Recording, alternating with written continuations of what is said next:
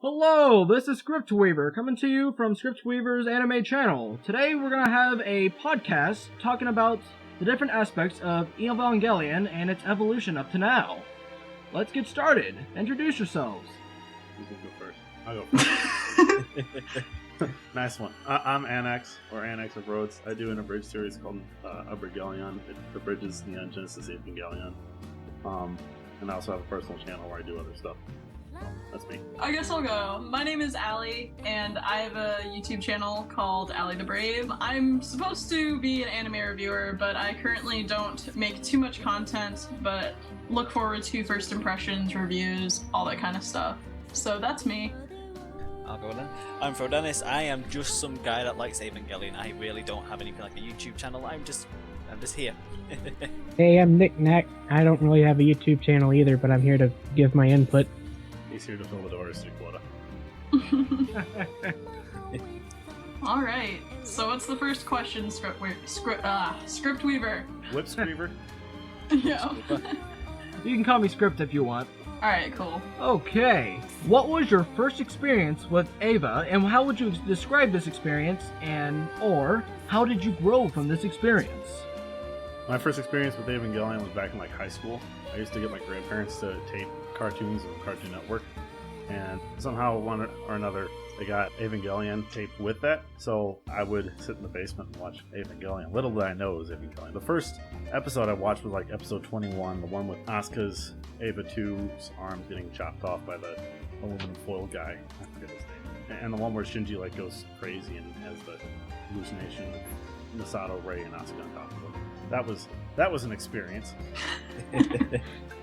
Welcome to actual anime. So I didn't actually watch it until years later when I got into college, and I saw it as a rite of passage.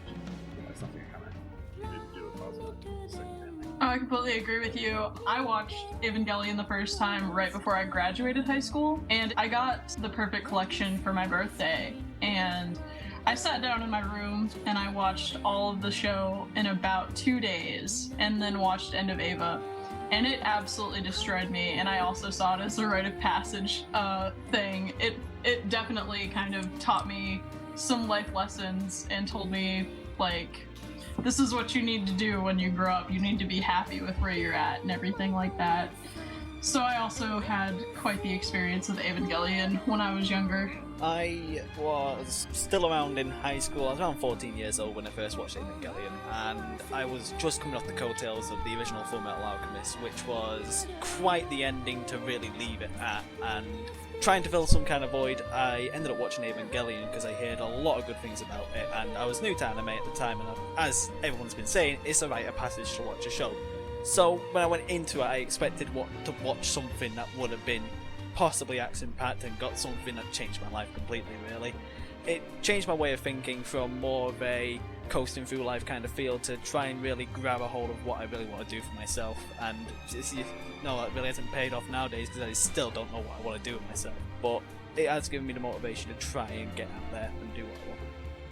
My first experience was around when I was 12. I just mainly got into it because of the combat, but that's what I liked back then.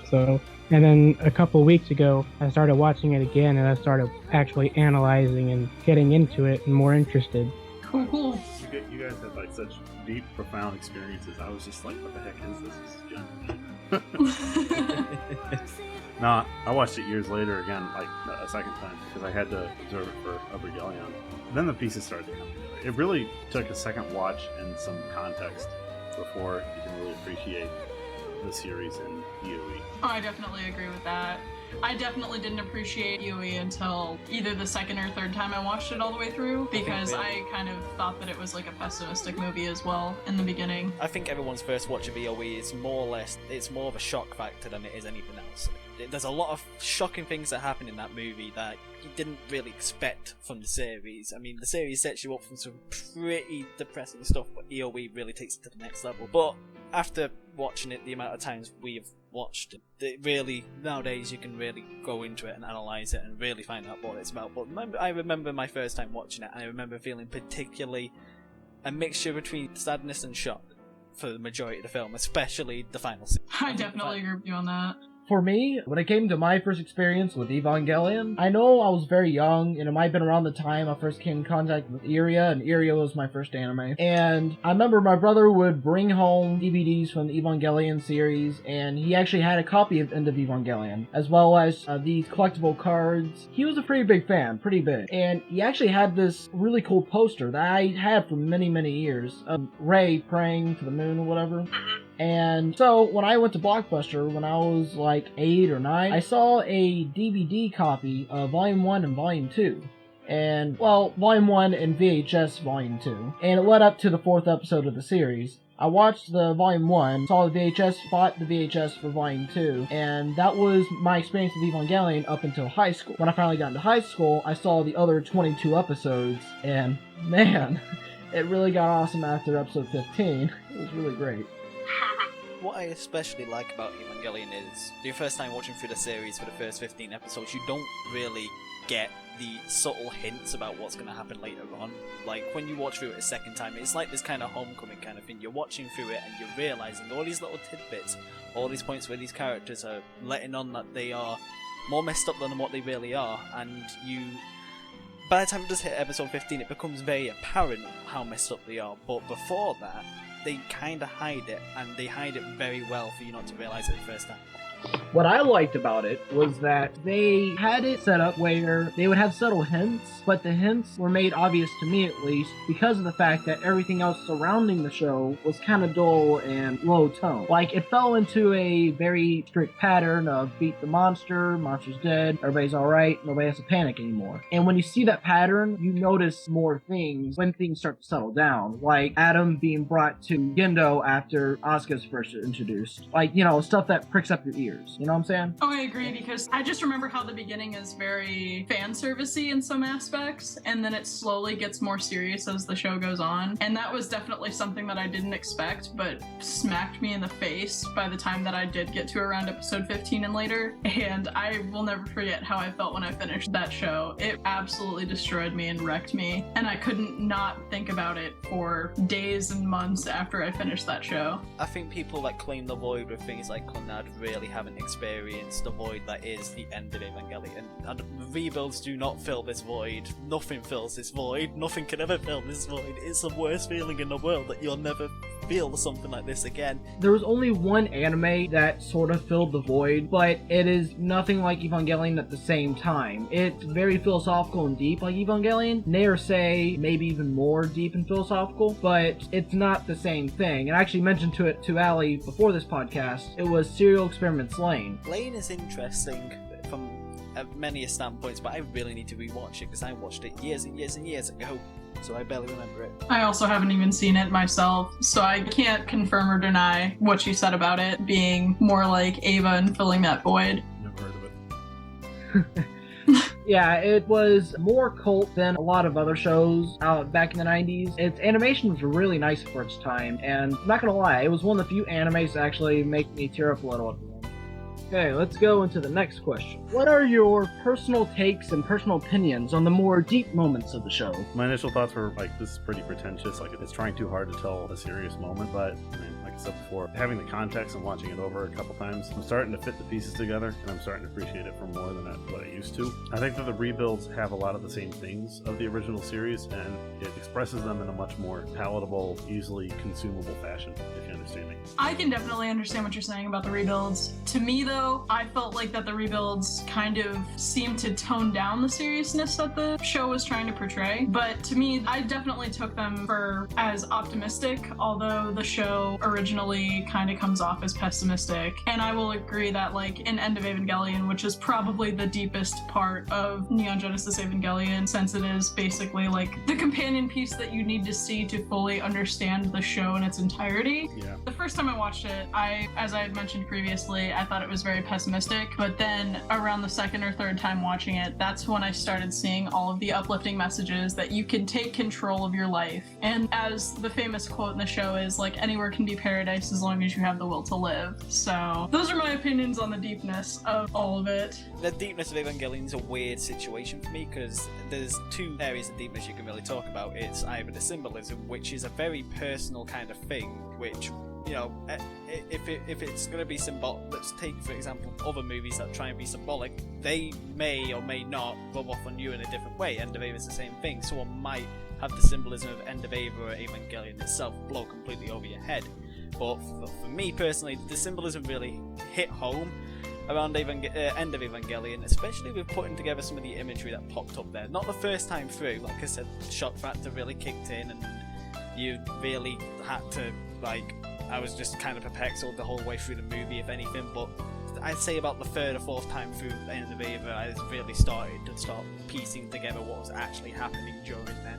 But the second form of deepness, I'd say, comes from Evangelion is its actual plot itself, which in itself is fragmented enough that you have to piece it together yourself with subsequent rewatches, which I think is an exceptional idea, especially with an anime that gives itself rewatch value. I can definitely say that watching Evangelion, every time I watch the show, or even End of Evangelion, I always find something new in it to look at, or that I never noticed before. And I will agree with you, Jack, that the shock value of End of Eva is huge. And watching End of Eva without the context that it is supposed to be the physical, what is happening physically in the last 2 episodes, if you don't know that when you watch the movie, then you are definitely just going into it blind and don't even know what to expect. With my take on the deepness of Evangelion, I like it because it's like telling 2 separate stories, but one story is more metaphorical than the other. An example would be the Hedgehog's Dilemma idea. If you look at it, Kaoru actually points out how everyone experiences the Hedgehog's Dilemma by having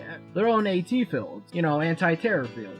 And it's there you notice that everyone's screwed up. Everyone has their own problems, and when you start comparing the Angel versus Eva battles to human beings with each other, you end up seeing a completely alternate story to the main story, but in a more metaphorical sense, in a more symbolic sense. And then you start getting these philosophical ideas and psychological ideas to play around with this metaphorical story, and I really dig that. I think the deepness varies per which character you watch or pay attention to.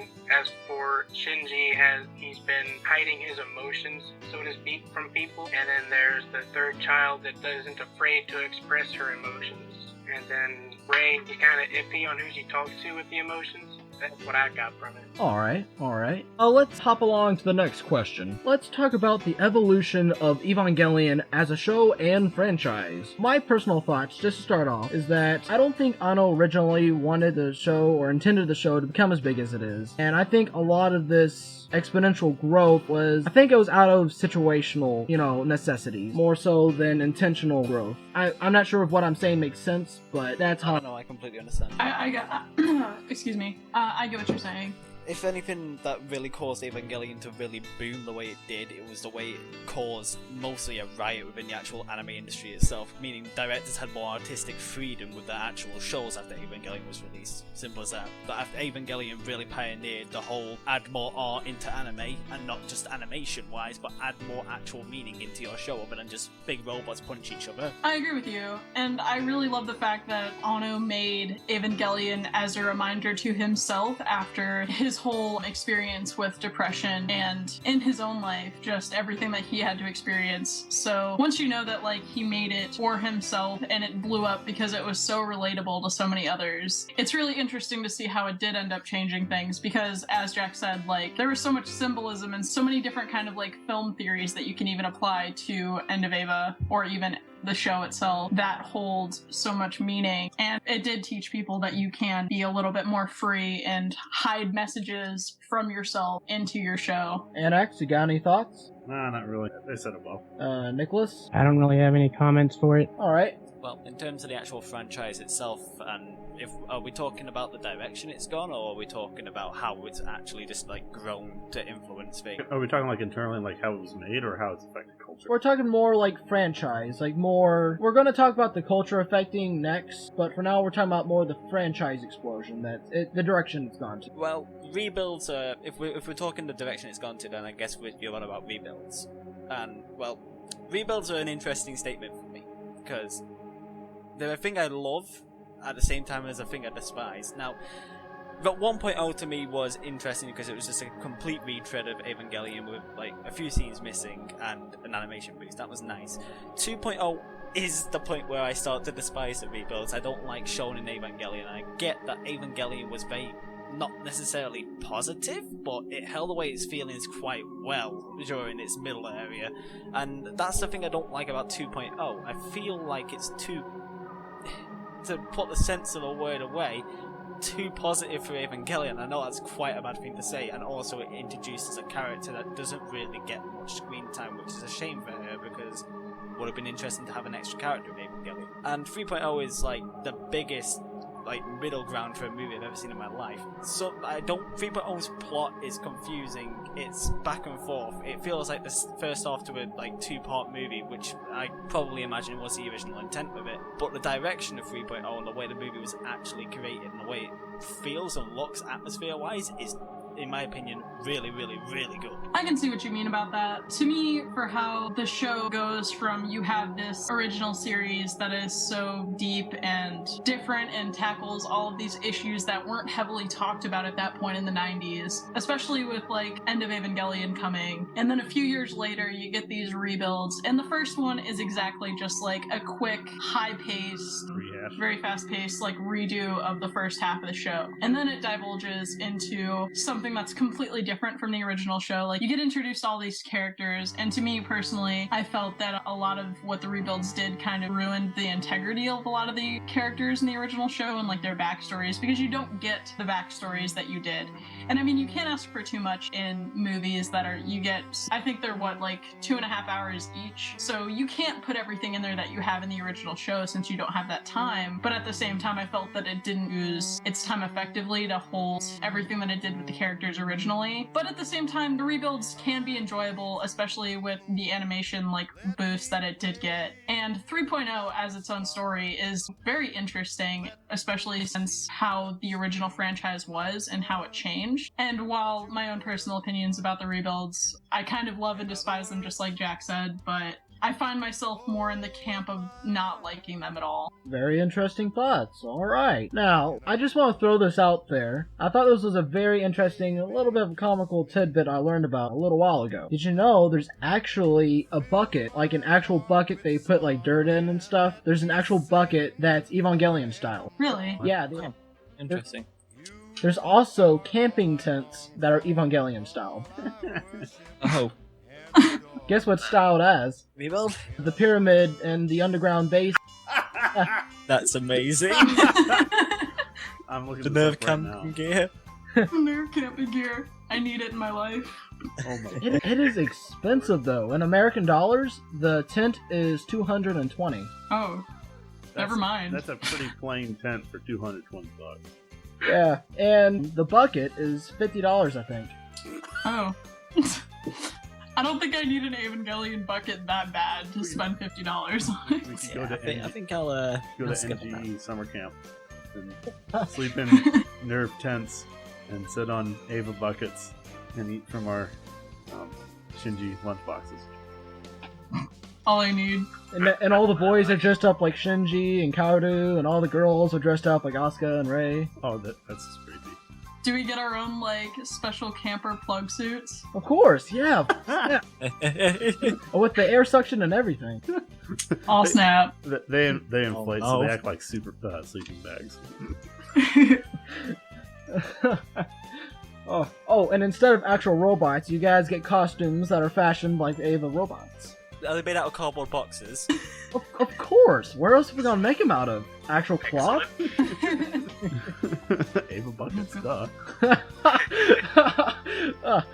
Ava suit made out of Ava buckets. Yes. The best part would be if the summer camp had us all build our own Ava as, like, a team, and then we got judged on who did it best. This needs to happen. I'll bet it happens somewhere in like the backwoods of Japan. Speaking of something that doesn't happen ordinarily, I also heard that initially there was this project being done where they were gonna, okay, you know the Spear of Longinus, right? Mm-hmm. The red. No, I've never seen Evangelion. Oh, alright.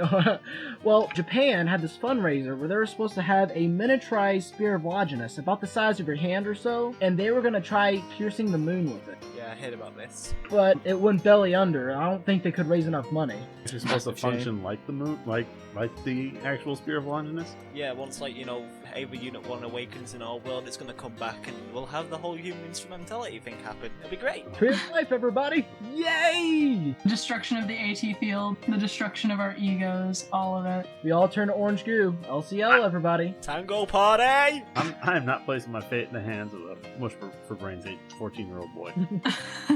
Hey guys, with 2015 being this year, you know what that means? Year of the goo. It's the year of the goo. I still have yet to masturbate over the body of a 14-year-old girl, and since I'm not into that, I don't think it's gonna happen. What, you haven't done that? I haven't done that. Oh, you're missing out. I'm not a true Ava fan. I haven't masturbated over the body of a 14-year-old girl. You haven't passed the test yet. Come on. I know. How dare I? We'll take you to a hospital and get it over with. Alright, I'm looking forward to it. Hey Nick, what are your thoughts? Eh? Eh? I don't really have much thoughts. He's running to the hospital right now. He hasn't done it. That's why he's being so quiet. He's trying to sneak over there. He's like, okay, no one can hear me. I'm gonna start driving there. Better get there as fast as you can. Girls don't stay in comatose for long. That's right, you know. Just make sure she doesn't watch you, if you know what I mean. Wink, wink, nudge, nudge. Just makes it more interesting. Okay. Well, what are your thoughts on how Evangelion has culturally affected the anime industry and also industries outside of anime? It's done precisely what I think Ano didn't want to do, which was like commercialize it, make it trite and skin deep and superficial. I agree. Definitely. Yeah, same. I think in terms of short-term effects it first had, I think he felt rather positive about it because obviously it gave directors the freedom they wanted to have with their shows in the first place, because Evangelion was a commercial success. Because of that, a lot of directors also got more freedom in their shows. But as a long-term effect, I think he's ended up not liking it because of that. I think this is why he's so awkwardly plodding along with 4.0 right now. Well, 3.0 plus 1.0, whatever you want to do, I know. I don't think 4.0 is going to come out anytime soon because he's currently working on a Godzilla movie, actually. Watch, it's going to be a tie-in. Well, I mean, the original show is so against escapism, but then when it blew up and became so popular, before the rebuilds were even released, I'm pretty sure that made Ano not very happy with the direction that it was going, because he doesn't want people to use his show for escapism, which is essentially what happens. Like, I will admit that when I watch Ava, I do it for a bit of escapism, especially since it's relatable, so it feels almost like it's taking you and like giving you a pat on the back, like, I understand what you're going through. It's personal. Yes, and I don't think that that was what he necessarily wanted for people to find comfort in. I think he wanted people to watch his show one time and say, oh man, I can't do this anymore, and then just kind of like go back into the world and take it by the horns.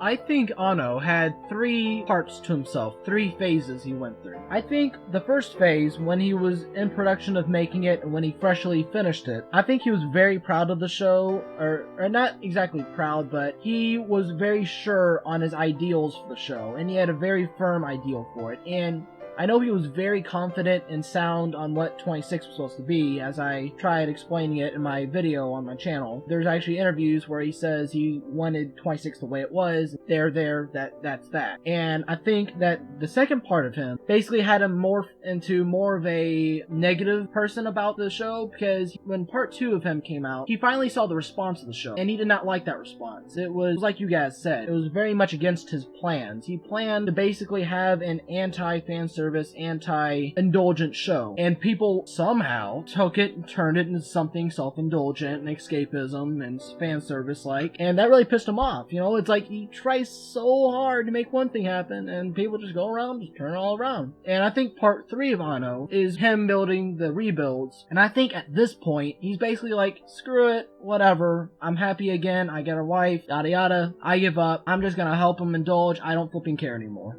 At least that's what I think he's like now. Or part 3 of Anno might be the most insidious part of Anno, and he's getting us all comfortable, nice and comfortable in the rebuilds, like, yeah, you indulge. And in 4.0 he's gonna pull the rug out between us and kick us out the door and tell us to go, you know what? Here's what you wanted. You wanted this, didn't you? I can only hope. Are you warm? Good. It's good that you're warm. You liked this, huh? Well, I'm gonna show you just how much you can really like it. Wink, wink, nudge, nudge. In his sultry Japanese accent. That's the least you could expect from Master Anno. Oh, you thought it was me, Anno, but in reality it was me, Dio. Anno-senpai. Anno-senpai, why did you do this to me? Anno-sama. It's not like I'm looking forward to 4.0. Baka. I'm also looking forward to 4.0, actually a lot. I know, because I have my hopes for 4.0, and I'm gonna be really sad if it doesn't turn into this whole meta thing. I have my thoughts it would be, and I don't know, it's leading that way. Or maybe you could like pull the double ruse on me and go, you know what, you expected it to be meta, but I'm not making it meta, haha, fuck you. You know what would be kind of interesting? I wonder if he's gonna, like I was trying to mention earlier, I wonder if he's gonna do something where he did between the TV show and End of Eva, except he's taking it one step ahead. Like, I bet he was thinking everybody's gonna expect the End of the World part to be kind of weird and stuff, and I bet they intentionally made it not weird, not exciting, in the rebuilds. So then when we get the 4.0, we're under that comfortability that we were with Neon Genesis TV show, and then we'll get the End of Eva reaction all over again where he pulls something really crazy and we all just eat it all up. Nah, Earth is just gonna explode. End of movie. And everyone died at the end. Yeah. Except this time there's no congratulations. An hour and a half long congratulations scene. Or asphyxiated Asuka. Oh my gosh. I'm not going to predict anything about 4.0. I think after 3.0, we can't really expect anything. No, I think 3.0 does one thing well for itself, and it leaves itself so ambiguous and so out there that you can't tell what's going to happen in the next movie. My opinion on the remakes is that Anno is trying to make it more, I said palatable already, I don't want to use the word again. He's trying to engage a larger audience, and that's why it's a little less depressing, a little more focused on the positives. More open-minded? I wouldn't say that. I would just say it's like more receptive to more people. For Neanderthals like me who didn't get the original series, which has its place, but it's... But it sounds like you're trying to say he tried to do what Black Lagoon accomplished, but didn't quite get there.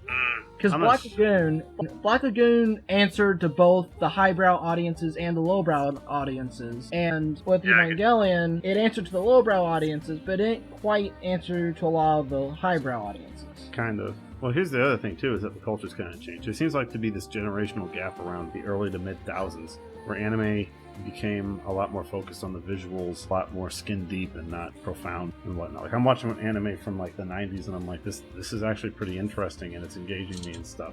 And I look at what's popular nowadays, like Bleach, One Piece, Naruto, like those all have like 300 episodes of filler. What studios are doing things as revolutionary as Evangelion? Not much. Which is why I think, I mean, Anno's trying to make, might be, you know, he's obviously trying to make money off of it too.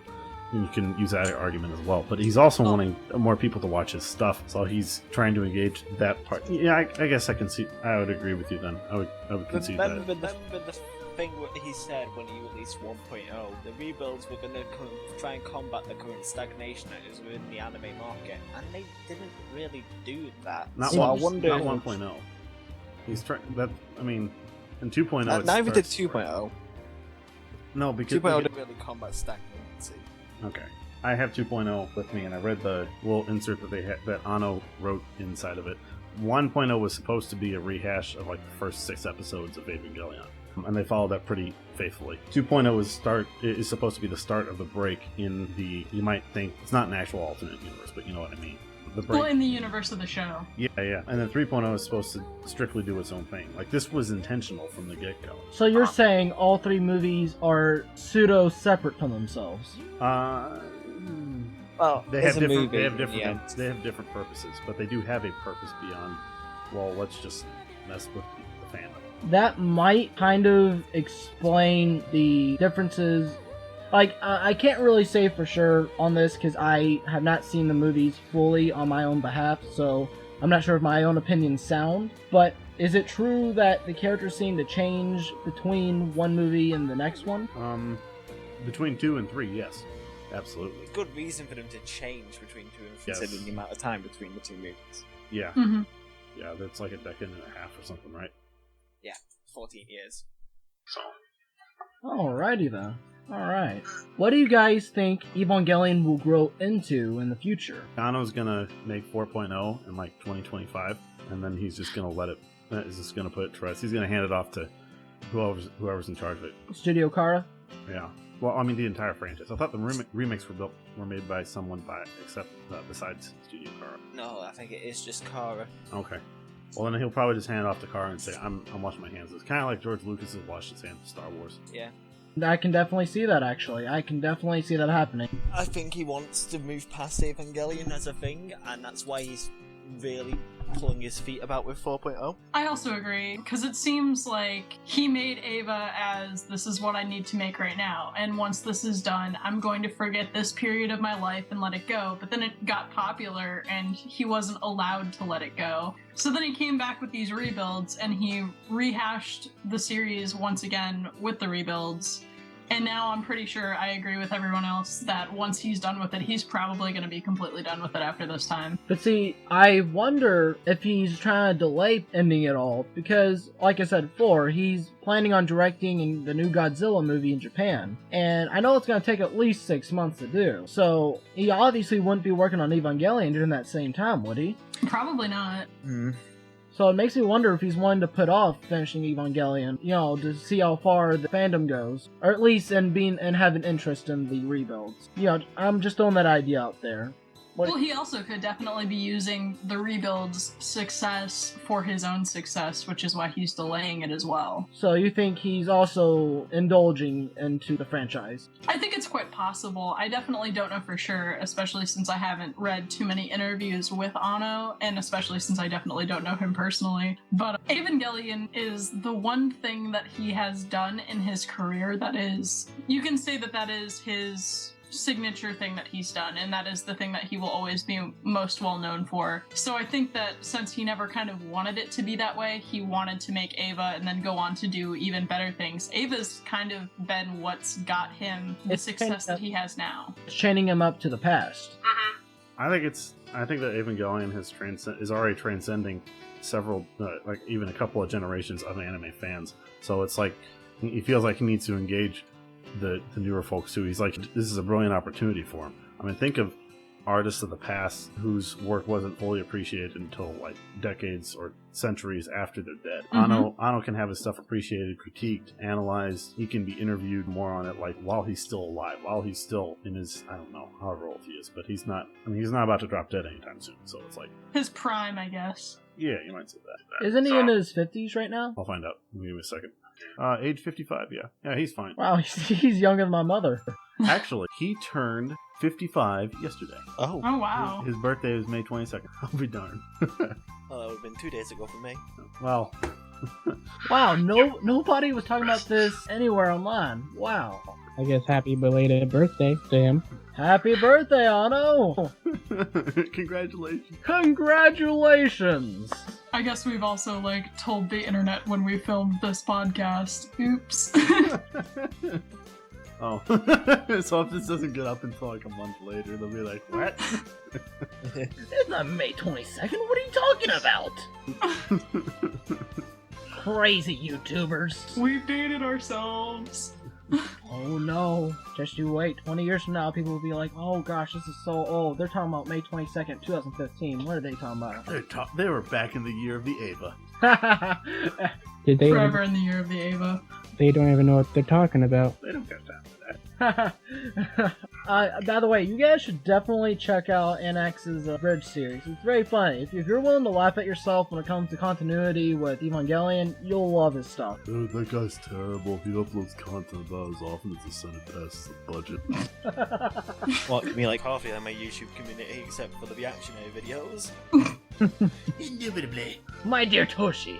My dear Toji. I mean, last video I've uploaded on my own channel wasn't even anime related, so I understand. Okay, guys, thank you for staying with us, and if you guys want to see more podcast videos, leave it in the comments, like, subscribe, do the whole Jim Jam. Thank you for sticking around. This has been Script Weaver. And Anax. Frodanis. I'm Aly. And knick-knack. And this has been our podcast. See ya.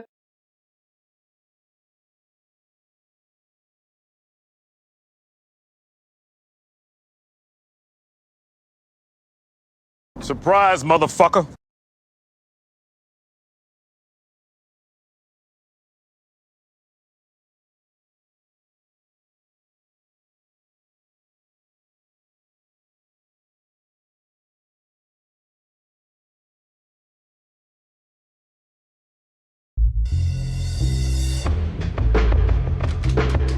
Did you really expect the end to come so easily? What worth do you see in protecting and sacrificing your life? Then what is the meaning of this battle? Kind has finally created an exit. The end is near. It is time to embrace it. You know, in the real world, people are connected somehow. That's how societies are created. With the stories, I'll say you're dead! I can't believe it. It's as if...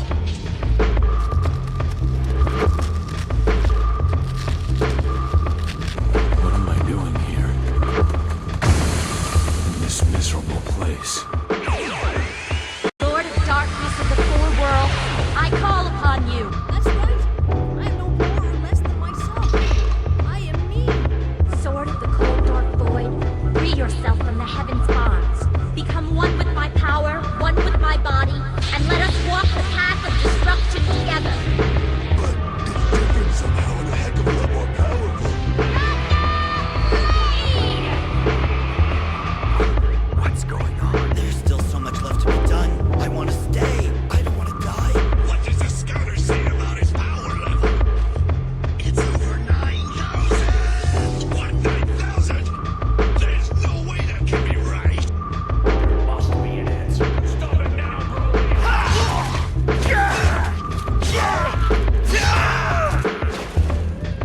This poor, tortured soul is my friend.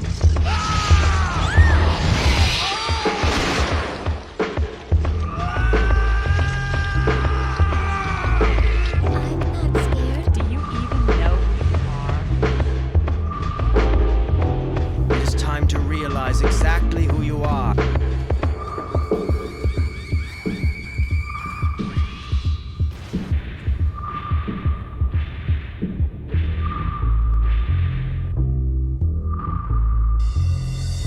I don't believe it! This can't be! My God! We've done it.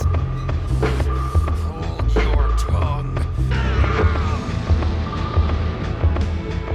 The problem lies more with myself than with the enemy.